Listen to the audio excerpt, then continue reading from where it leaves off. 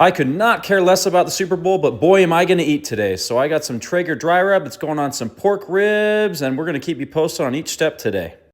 Throw those ribs into the pellet smoker at 180 degrees with bone side down for 3 hours.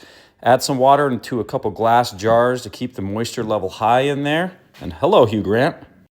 All right, the 3 hours is up. It's time to wrap those ribs for part 2 of 3. So let's go grab them out of the smoker. They are looking good, getting some good color already. Don't worry if they look dry, the moisture's still in them. It's gonna come out when we wrap them. So we're gonna put some in some butcher paper, twine it up, and we're gonna put that inside of some foil really, really tight. I do both because I'm crazy. Some only do butcher paper. I do both. I put them back in, 225 for another 2 hours.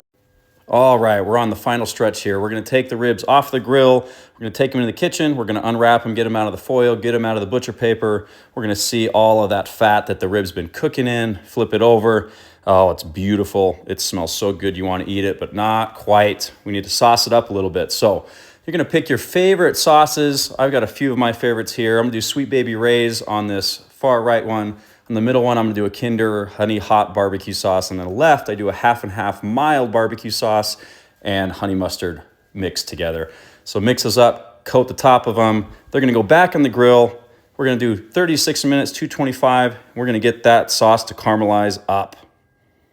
All right, ended up being about 45 minutes for the final stretch for these guys, and they looked perfect. A little black on the edges, the sauce got all firm, the outer part of the meat firmed up a little bit, and yeah, they look incredible. So we're gonna bring them inside, have a look, let them sit for just like a minute or two. You don't have to have them sit and rest like you do with steaks, but just let them sit for just a second so the juice doesn't pour out the second you open them up.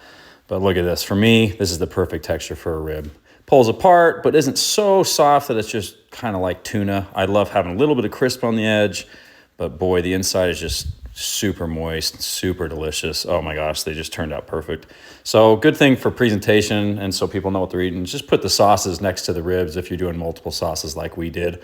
But goodness gracious, to me, these are unbeatable ribs. You pick your own sauce, pick your own rub, but this is how you got to cook them. Unbeatable.